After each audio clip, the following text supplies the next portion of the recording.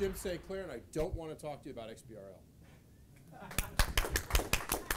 Yeah, not entirely true. I am, of course, very enthusiastic about XBRL, which is why I'm here. I've had the pleasure to know some of the gentlemen here in the audience for 5 or 6 years around XBRL. In my latest role, however, it's not so much talk about XBRL on a daily basis, but really talking about the holy grail of semantic interoperability. Lewis brought this up a little bit when he mentioned the semantic web. God bless him. That's something we all kind of aspire to. But really what we're about today is healthcare and healthcare information, and moreover, knowledge. I don't really like talking about data for that matter. Information's fine. Knowledge is what we're all going for. And in my world in healthcare, I oversee an interoperability and standards, excuse me, not oversee, involved with, keep my toe in the water, in some cases actively involved with, a multi-billion-dollar global effort for interoperability of data and standards. And oh boy, we've got plenty of it. We've standardized with HL7, with DICOM, SNOMED CD, LOINC, et cetera, et cetera. I've got plenty of standardized data. And of course, what's the real thrust behind it? Being able to share and exchange information in a clinical environment so that when you go from doctor to doctor in healthcare setting and healthcare setting, they know what has been done to you before, they have a history of your records, an episode of care, et cetera. All of this effort on the clinical side.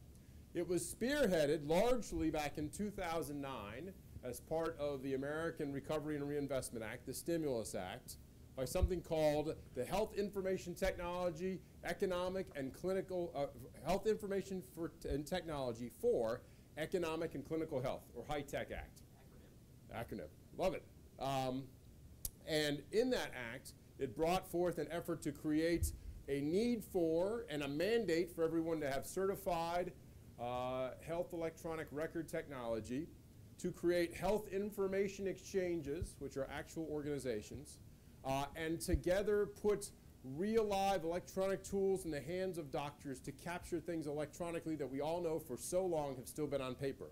Just like you'd compare having things on loose leaf paper and spreadsheets now to being able to electronically tag them and have metadata, so goes in the world of healthcare to be able to translate what that one doctor's notes mean in terms of your condition and an episode of care that can be applicable when someone else takes a look at you, whether it's down the street or in another country, et cetera. And having those standards that share that information, in particular HL7, which is very similar in the same XML family as XBRL.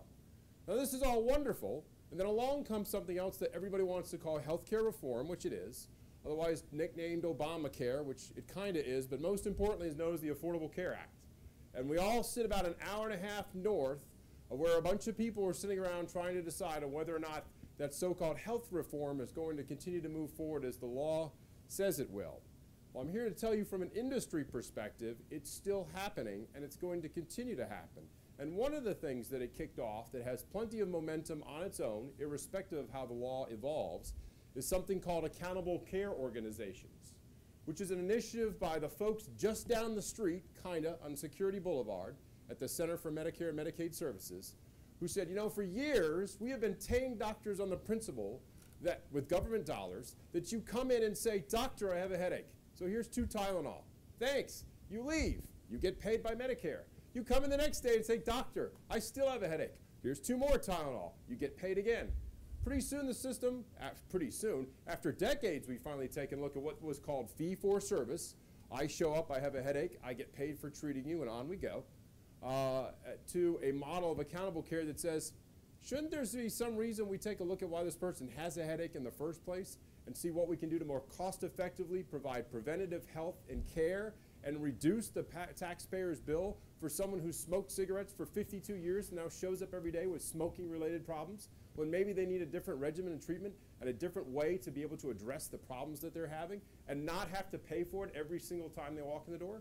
Well, yes. Well, that model's out there. And the core to that model around this accountable care organization is in place. And last week, when you listened to the American Health Insurance Providers Annual Conference, numerous people from the large health insurance plans came up and said, we're still moving forward with this, regardless of what happens with the legislation, regardless of the specific constitutionality of some of those things, we're still going to be moving into a new care delivery model. coupled with the fact that more and more doctors are going to have electronic records, and there is an explosion of big data out there, which is just aching to be turned into information and knowledge. Now, I've already said from a clinical perspective, we've got a whole alphabet soup of different ways that we can capture cancer registries and allergy information and vocabulary. And then I can add into it things like ICD-10, which helps capture how you diagnose somebody, and CPT codes, which get into part of the treatment. But there's no way for them all to relate together. And when you look at what the Affordable Care Act is all about, and what you're now doing with this explosion of big data, and what everybody I think really wants is to be able to say, can I just walk into my doctor and get treated in as economically a transparent means as when my car needs oil and I go to Walmart and buy some. And I go to Walmart and I can say, well, that particular oil is what goes for my model car. It's more expensive than this oil over here, but this is why. And I can also stop and look at the sale paper and see, but I can get that same oil at Target for the same price or better next week on sale, etc. Why is it all of that transaction process has to be a mystery within healthcare? Why is it that we'll have this load of information which is extremely valuable for clinical outcomes, and everybody wants to be healthier, but isn't necessarily tied directly in a semantic interoperable fashion with cost and quality and performance measures that also allow you to understand if it's getting done more effectively, if it's getting done with better cost or better safety measures, and better quality measures, and how does it relate to similar treatments for similar outcomes in other places? And what does that mean statistically for analysis? So that is the extent to which I have argued XBRL within our health community, within HIMSS, which is the Health Information and Management Systems Society. Part of that is also a project within HIMSS called medical banking. Medical banking is just as it's labeled. It is an initiative to be able to marry up the efforts of health information technology and financial transactions with a growing effort within financial services, who recognizes that healthcare globally is one of the most financially, largest propositions transaction-wise, and yet has the least amount of time and effort that has been spent to efficiency measures in it. I'm sorry that's all screwed up. I've taken cold medicine before I came here. Nonetheless, I think I got the point across. And as a result, the financial industry, looking at what amounts to, in blunt terms, a cash cow, is saying, we have been spending decades delivering lockbox services, point-of-sale transactions, ERP efforts, being able to do cash remittance, all of these sort of processes that for healthcare are a necessary evil, but they've never gotten really good at.